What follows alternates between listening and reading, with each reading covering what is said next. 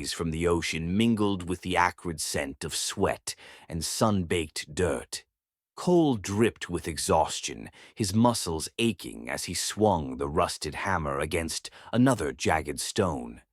The beach stretched endlessly before him, a stark purgatory of sand and sea under light blue sky. His mind buzzed with monotony, broken only by the occasional bark of a guard or the clink of chains from the other inmates. He needed a break. "I just need 5 minutes," he muttered, setting down the hammer and glancing over his shoulder. The guards were preoccupied, chatting. Cole slipped away, his boots crunching softly against the sand.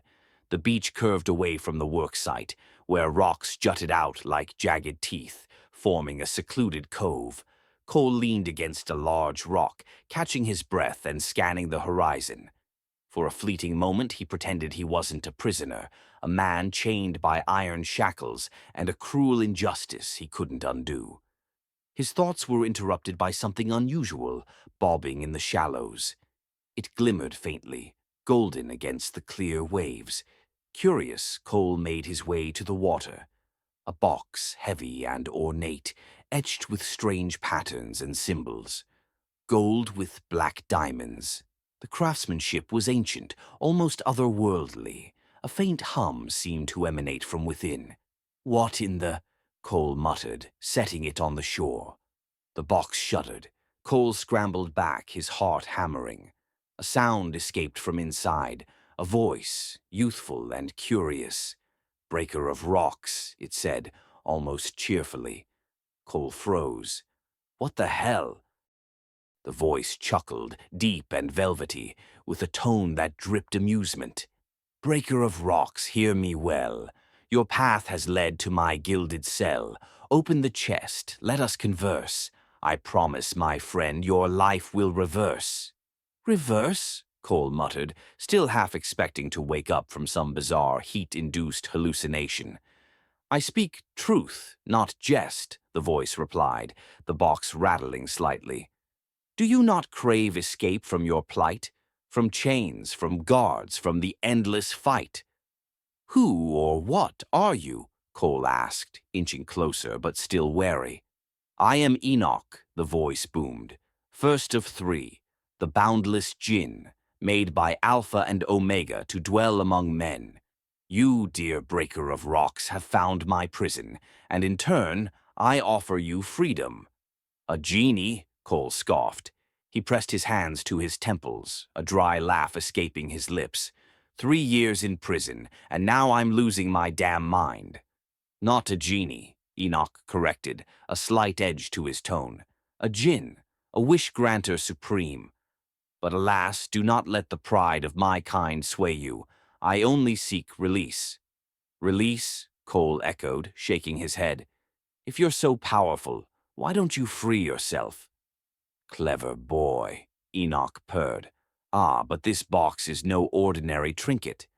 My imprisonment was sealed by those long gone, and only one who stumbles upon it, like you, may set me free." Cole hesitated, his fingers brushing the lock. "Humor me, breaker of rocks," Enoch urged, his voice softer now. "You have nothing to lose, and I, everything to gain." Cole hesitated, his hands hovering over the golden chest. A strange warmth radiated from it, almost beckoning, but the absurdity of the situation stopped him. "I don't even know why I'm entertaining this," he muttered, stepping back. "I wish I could talk more, but I've got to get back before they notice I'm gone." "Wish granted," came Enoch's voice, rich with amusement and tinged with something ancient. Cole blinked, startled, as the box remained firmly shut.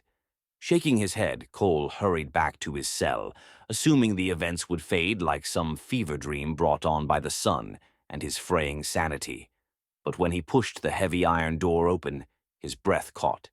The golden box was there, perched innocently on his cot. "What the hell?" Cole whispered, his pulse quickening.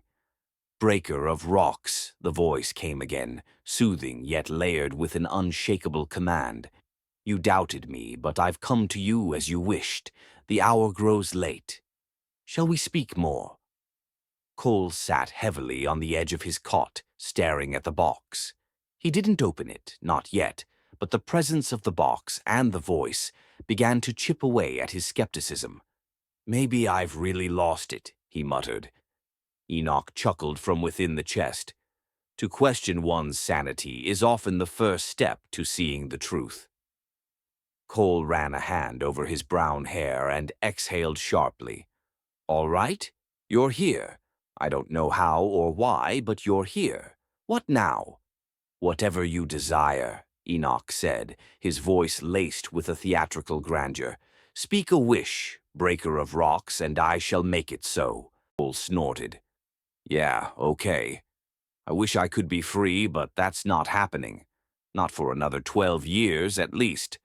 He said it lightly, a smirk tugging at his lips as he reclined onto the thin prison mattress. "Your will be done," Enoch replied with an unsettling calm. Cole closed his eyes, exhaustion overtaking him as he drifted into uneasy sleep. He awoke hours later to the sound of loud banging on the bars. A guard's voice broke through his groggy haze. "McAllister, roll up, you're out." Cole blinked, sitting up in shock. "What? Out?" "Don't make me repeat myself," the guard grunted, his tone oddly devoid of the usual hostility. As he turned to leave, Cole caught a glimpse of the guard's face. His eyes gleamed faintly purple in the dim light, an eerie glow that made Cole's stomach churn. "No way," Cole whispered, scrambling to his feet. He gathered his belongings in a daze, disbelief clouding his mind. By the time he stepped out of the gates, the warm summer air grounding him in reality. He ran a hand over his face. "This has to be some kind of mistake," he muttered. But deep down, he knew better. The golden box was gone from his cell, but it lingered in his thoughts like a specter. Using his meager savings from prison work, Cole managed to secure a cheap hotel room for the day. He dragged himself through the lobby, feeling grimy and disheveled, desperate for a moment of peace. When he entered the room, he froze, sat on the bed, gleaming faintly. Cole's breath hitched. Slowly he approached it, his heart pounding in his chest.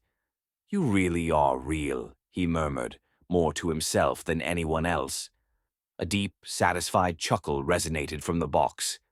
"And now, you believe. Shall we celebrate your newfound freedom, breaker of rocks?" Before Cole could respond, a rush of dense air swirled around him, carrying the faint scent of incense and earth. He felt an odd tingling sensation wash over his body. When he looked down, he gasped. His prison uniform was gone, replaced by an impeccably tailored black suit. His shoes gleamed, his hair was neatly styled, and his face was free of grime. "Consider this a gift," Enoch purred, "a token of my goodwill. You deserve to be seen as the man you are, not the prisoner they tried to make you." Cole turned to the mirror, running a hand through his newly trimmed hair. He looked like someone else entirely, someone powerful, someone free. His reflection almost didn't feel real. He stared back at the box, awe and trepidation battling within him. "Why are you doing this?" Enoch's voice softened. "Because I can. And because, dear Cole, I can only do more if you choose to set me free." Cole's gaze lingered on the box, his thoughts a storm of wonder and doubt. Cole stared at the golden box on the hotel bed, his fingers tracing the intricate carvings etched into its surface. Despite all he'd witnessed, the impossible freedom, the guard's strange eyes, his newfound appearance, he hesitated. Cole muttered, his voice uncertain. "What if I only have one wish left?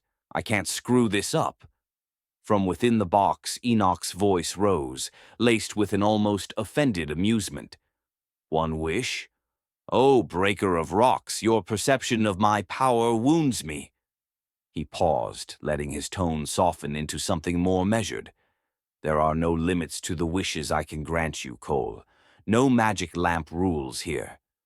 Cole frowned, studying the box as though it might somehow reveal the truth. "No limits? You're saying I could keep wishing forever?" Ah, forever is a heavy word, Enoch replied, his voice dropping into a low, thoughtful cadence. Every action has its weight, and after your third wish, there are minor repercussions. Nothing to lose sleep over, I assure you. That gave Cole pause. He paced the room, rubbing his temples as he tried to process what felt like the unraveling of reality itself. Finally, he stopped, exhaling sharply. All right, I'll open the box, but on one condition. Name it, Enoch said, his tone edged with curiosity. You stay with me, for the rest of my life. None of this vanishing and popping up when it's convenient for you, Cole said, his voice firm. And when it's time to set you free, it'll be at the place we met. The beach. Feels fitting. There was a moment of silence, and then Enoch chuckled softly. An unusual request, but one I find agreeable. I warn you only of two things. First, I cannot return to where I have been, nor where I came from. That is a rule even I cannot break. Cole nodded. Fair enough. Second, Enoch continued, when the third wish is made, there will be consequences.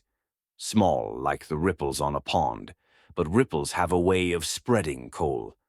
Noted, Cole replied, his tone brusque. Now, let's do this. Your will be done, Enoch said, his voice carrying a subtle note of triumph.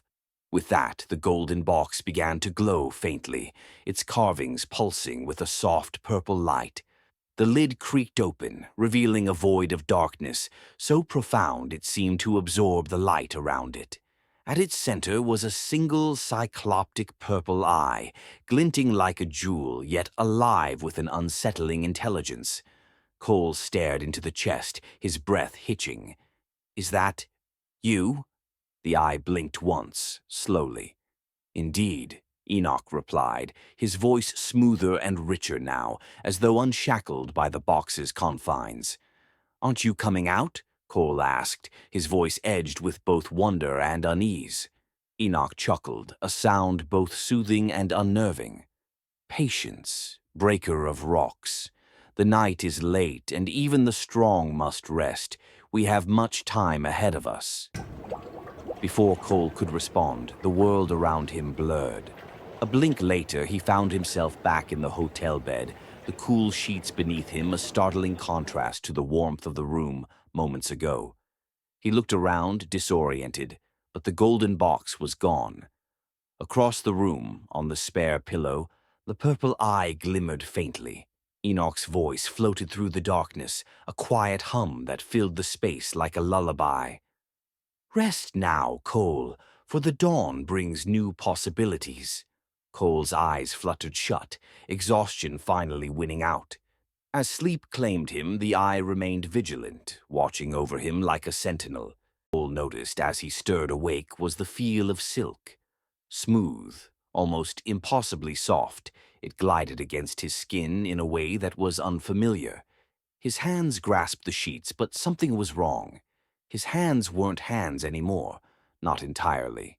He sat up abruptly, the room tilting as his vision swam. His limbs, once solid, once his, were black, glossy, almost inhuman. Panic gripped him as he examined his arms, his legs shrinking and warping before his very eyes. "What the hell is happening to me?" Cole shouted, his voice cracking with fear. Enoch's voice came like a soothing lullaby, though it carried a sinister undertone. Ah, dear breaker of rocks, fret not. This is but a small ripple from your third wish. Small ripple, Cole snapped, his breaths coming fast and shallow. I'm turning into something else. What's happening to me? Enoch floated nearby, the purple eye regarding him with an unreadable expression. Your wish bound me to your life, and so our lives must converge. A mingling, a merging, a balance restored. You wished me free, yet tethered, and so the cosmos adjusts its scales. I didn't wish for this, Cole roared, scrambling to his feet, though even now his legs felt weak, his form shifting further, smaller, stranger. Enoch chuckled, a sound laced with both pity and amusement. Ah, but wishes, breaker of rocks, are not so simple. They twist, they turn, they mold reality in ways unforeseen. He circled Cole, his voice dipping into a rhyme. To wish is to gamble, a dice cast in air, a path unforeseen, a choice laid bare. You wished for my freedom, your life as the key. Now we trade places, so both may be free. Cole stumbled, his vision blurring further as he looked at his hands. No longer hands at all, but smooth black spheres, his fingers receding into the shapelessness. You're stealing my life. Borrowing, perhaps, Enoch corrected, his tone light, even cheerful. I was bound for centuries, breaker of rocks. Do you think freedom comes without a price? Cole lunged for Enoch, but his body was failing him, shrinking further into something unrecognizable. His voice, now weaker, cracked as he gasped, You tricked me. Enoch's form began to shift as well, growing taller, more humanoid. His purple eye gleamed brighter, his voice carrying a resonance that filled the room. I offered truths wrapped in riddles, warnings dressed in rhyme. You heard only what you wished to hear. Cole's strength ebbed away entirely as his body folded inward, his form becoming spherical, a faint glow emanating from what remained of him. His voice, now a faint echo, whispered, Please, no. With a flourish, Enoch held up the golden box, the very one Cole had found washed ashore. Do not weep, breaker of rocks. Your story does not end. It simply changes. The box's lid opened with a soft creak, and Cole's new form, a small black sphere with faint limbs, was drawn inside. The lid closed with a decisive snap, sealing him within. Enoch stood tall now, his form fully restored, a grin playing on his lips as he cradled the box. And so the cycle begins anew, he said, his voice a silken purr. He walked to the window, the box tucked under his arm. With a casual wave of his hand, the hotel room dissolved into golden sand, the grains swept away by an unseen wind. Enoch stepped onto the shore where the journey had begun, placing the box gently on the wet sand as the waves lapped at its edges. To freedom, breaker of rocks, he whispered, his voice tinged with both mockery and reverence. May the tides carry your story far. With that, Enoch vanished, his laughter echoing faintly across the water.